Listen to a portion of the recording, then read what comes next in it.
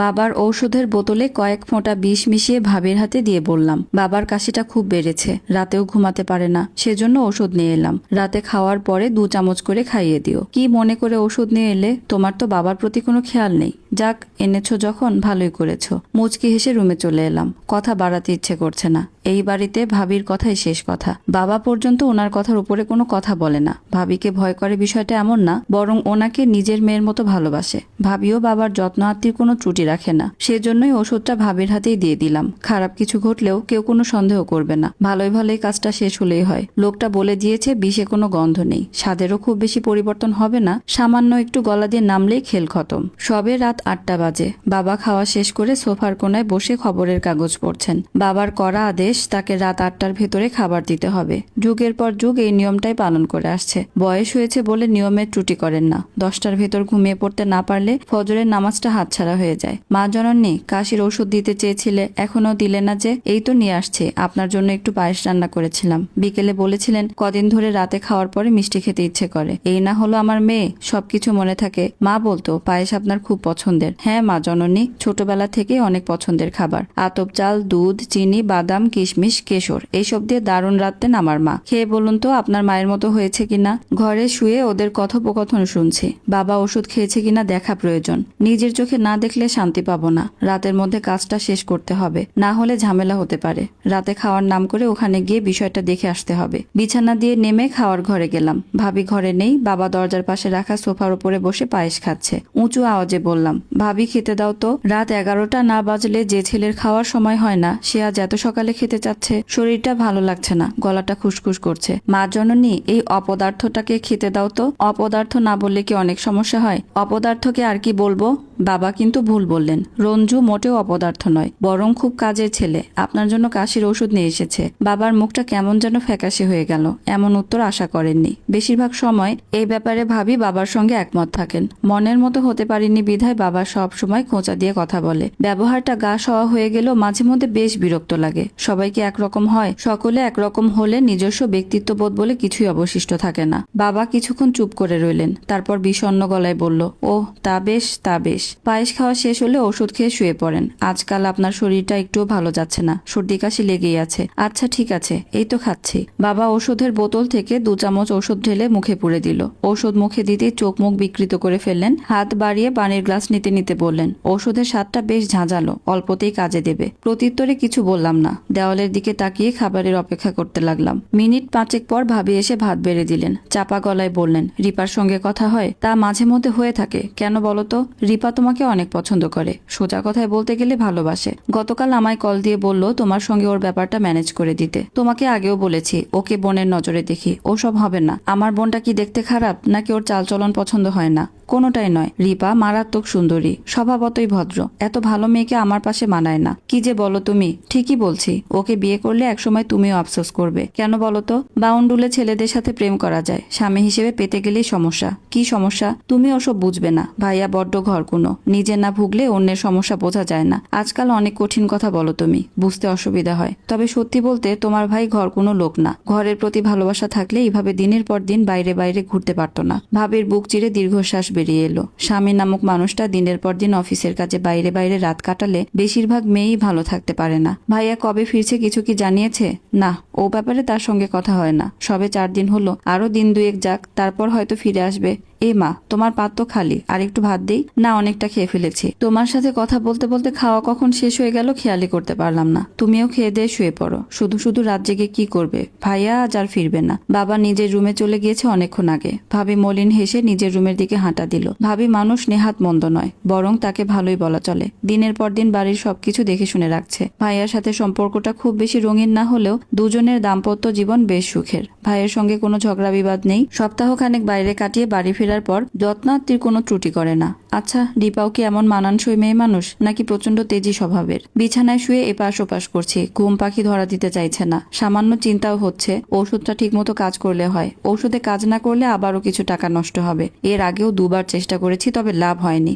বাবা যেন কেমন করে বেঁচে গিয়েছিল। বোধহয় বিষ নষ্ট ছিল, দোকানদার ঠকিয়ে দিয়েছে। পরপর 2বার কাজ না হওয়ার পর লোকটাকে অনেক খুঁজেছি, কিন্তু কোথাও পাইনি। এসব জিনিস নিয়ে বেশি দিন এক এলাকায় ঘোরাঘুরি করা বেশ মুশকিল। পুলিশের খপ্পরে পড়লেই সব শেষ। আপাতত বিষের চিন্তাগুলোকে মস্তিষ্ক থেকে দূরে সরাতে হবে, না হলে সারা রাত নির্ঘুম কাটতে পারে। বাবা ঠিকই বলেন, আসলেই আমি একটা অপদার্থ ছেলে। অপদার্থ না হলে কি একই মিশনে পরপর দুবার ফেল করি? সে যাই হোক, এবার কাজ হলেই হলো, সবকিছু সমাধান হয়ে যাবে। ব্যর্থ হওয়ার পর ভেঙে না পড়লেই দিন শেষে সফলতার মুখ দেখা যায়। না, এইসব চিন্তা হতে বের হতে পারছি না। মোবাইল বের করে রিপার নম্বরে কল দিলাম। মেয়ে মানুষের সাথে কথা বললে নাকি দুনিয়ার চিন্তা ভুলে থাকা যায়। দুবার রিং হওয়ার পর কল রিসিভ হলো। ফোনের ওপাশ থেকে ঘুম জড়ানো মেইলি কণ্ঠ বলে উঠল, কে আপনি? রাত বিরেতে কল দিয়েছেন কেন? চাপা গলায় বললাম, আমি রঞ্জু। ভাবি বলল আপনি কিছু কথা বলতে চান, সময় করে আপনার সঙ্গে কথা বলতে। ওহ সরি, আসলে বুঝতে পারিনি আপনার সময়ের যে দাম। কি জন্য কল দিতে বলেছিলেন?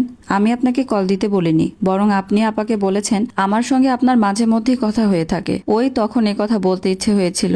মিথ্যে বলতে হবে কেন? মাঝে মধ্যে একটু কথা বললে কি খুব অসুবিধা হয়? না, তা হবে কেন? তাহলে যোগাযোগ রাখেন না যে? জানেন কলেজের কত ছেলে আমার পেছনে পড়ে থাকে, শুধু আপনি কোনো গুরুত্ব দেন না। গুরুত্ব দেই না বলেই আমার প্রতি তোমার এত আকর্ষণ। সুন্দরী মেয়েরা কখনোই চাইবে না কোনো পুরুষ তাকে অবহেলা করুক। কবিদের মতো কথা বলছেন। না, ওসব কবিটবি হওয়ার ইচ্ছে নেই আমার। তোমার কেন মনে হচ্ছে আমি কবিদের মতো কথা বলছি? অনেক সাজিয়ে গুছিয়ে কথা বলছেন তো, তাই বললাম। হাসালে। আমি নাকি সাজিয়ে গুছিয়ে কথা বলছি? এই কাজটা আমার পক্ষে সম্ভব না। কেন সম্ভব না? কোনো কারণ ছাড়াই। সাজিয়ে গুছিয়ে কথা বলতে পারলে এতদিনে গোটা কত প্রেমিকা জুটিয়ে ফেলতে পারতাম। প্রেমিকা জোটানোর ইচ্ছেটা বুঝি অনেক বেশি? না, তা বলতে চাইনি। অনেক রাত পর্যন্ত রিপার সঙ্গে কথাবার্তা চললো। মেয়েটার কণ্ঠের সম্মোহনী ক্ষমতা আছে। একবার শুনতে আরম্ভ করলে শেষ করতে ইচ্ছে হয় না। কথা বলতে বলতে বাবার ব্যাপারটা মাথা থেকে বেরিয়ে গেছিল। দুশ্চিন্তা না থাকলে ঘুম পাখি খুব সহজেই ধরা দেয়। সকালবেলা ভাবির চিৎকারে ঘুম ভাঙলো। বাবার ঘর থেকে আওয়াজ আসছে। ভাবি ভীতু গলায় চিৎকার করছে। মুচকি হেসে বাবার ঘরের দিকে দৌড় লাগালাম। এতদিনে কাজটা শেষ হলো। বাবার ঘরে গিয়ে চোখ কপালে উঠে গেল। বাবার শরীরে অসংখ্য ক্ষত। ক্ষত থেকে রক্ত চুইয়ে পড়ছে। কোনোটায় রক্ত শুকিয়ে গেছে। মুখমণ্ডলের অবস্থাও ভালো না। কেউ অনেক দিনের আক্ষেপ মিটিয়ে বাবার শরীরে ছুরি চালিয়েছে। কিন্তু কে এমন করবে? পরিস্থিতি বুঝতে না পেরে মাথায় হাত দিয়ে মাটিতে বসে পড়লাম। আমি ছাড়াও অন্য কেউ আছে?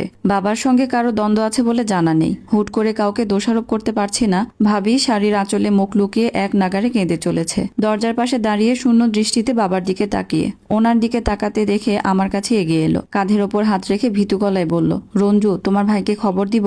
হ্যাঁ, তা তো দিতেই হবে। তুমি ভাইয়াকে খবর দাও। ভাইয়ার এসব জানা প্রয়োজন। আমি পুলিশকে কল করে বিষয়টা জানাচ্ছি। দেরি করলে সবাই আমাদেরকেই সন্দেহ করবে। কি থেকে কি হয়ে গেল আল্লাহ রে! ভাবি কাঁদতে কাঁদতে মোবাইল খুঁজতে গেলেন। যদিও ভাবির মোবাইলটা ওনার ঘরে টেবিলের উপর রাখা আছে। বাবার রুমে আসার পথে দেখে এসেছি। ঘরের দরজা হাট করে খোলা। ঘরের মধ্যে এক পলক তাকালে স্পষ্ট দেখা যাচ্ছে। তবুও তা খুঁজে পেতে বেশ সময় লাগবে এখন। বিপদের সময় কোনো কিছু ঠিকভাবে খুঁজে পাওয়া সম্ভব হয় না। দোতলা বাড়ি আমাদের। নিচের তলার একটা রুমে বাবা থাকেন। নিচ তলার বেশিরভাগ জায়গা জুড়ে ড্রয়িং রুম আর খাওয়ার ঘর। উত্তর দিকে রান্নাঘর, রান্নাঘরের সাথে বিশাল বারান্দা। দক্ষিণ দিকে দুটো রুম আছে। এক রুমে বাবা থাকেন, অন্যটা খালি পড়ে থাকে। কালে ভদ্রে কেউ কখনো বেড়াতে এলে ও ঘরে জায়গা হয়। উপরতলার 5টা রুমের দুটোতে ভাবিদের জিনিসপত্র। একটা রুম ফাঁকা। অনেক মেহমান আসলে ঢালাই বিছানা করে ঘুমানোর জন্য। একটাতে দুনিয়ার অকেজো জিনিসপত্র বোঝাই করা। অন্য ঘরে আমাদের বসবাস। বাড়িটা দূর থেকে দেখতে অদ্ভুত সুন্দর হলেও কাছ থেকে কেমন যেন এলোমেলো করা। কে যে বাড়ির ইঞ্জিনিয়ার ছিল জানা নেই। তবে মায়ের মুখে শুনেছি বাবা নিজে তদারকি করে বাড়ি তৈরি করেছেন। তোমার ভাই কল ধরছে না। ওহ, ঘুমিয়ে আছে বোধহয়। আজকাল সকালের দিকে বেশ ঠান্ডা পড়তে শুরু করেছে। এমন সময় কাঁথার নিচে গুটিসুটি মেরে পড়ে থাকার মজাই আলাদা। পুলিশ কি বলল? কল দেওয়া হয়নি। মোবাইলের ব্যালেন্স শেষ। তোমার ফোন থেকেই কল দিতে হবে। তাহলে দেরি করছো কেন? নাও, তাড়াতাড়ি কল দাও। ভাবি মোবাইলটা আমার দিকে এগিয়ে দিল। ওনার হাত কাঁপছে। কিছু মানুষের এমন পরিস্থিতিতে হাত পা কাঁপতে থাকে। ভয়ের কারণে এমন হয় নাকি? পুলিশের নম্বরটা জানা নেই। উপায় না পেয়ে 999 নম্বরে কল দিলাম। একবার রিং হতেই কল রিসিভ হলো। ওপাশ থেকে গম্ভীর স্বর ভেসে এলো। কর্মকর্তারা চাইলে একজন সুকণ্ঠীর স্বর কিন্তু সেট করতে পারতেন। মিনিট সাথে কথা বলার পর কল কাটলাম। কি বলল? আমাদেরকে দুশ্চিন্তা করতে নিষেধ করেছে। কোনো জিনিসে হাত লাগানো যাবে না। ভয় পাওয়ার কিছু নেই। ওদের প্রতিনিধিরা কিছু সময়ের মধ্যে আমাদের বাড়িতে পৌঁছে যাবে। শুধু মোবাইলটা চালু রাখতে হবে। ও আচ্ছা, তুমি গিয়ে চোখে মুখে পানি দিয়ে এসো। আমি ভাইয়াকে কল দিচ্ছি।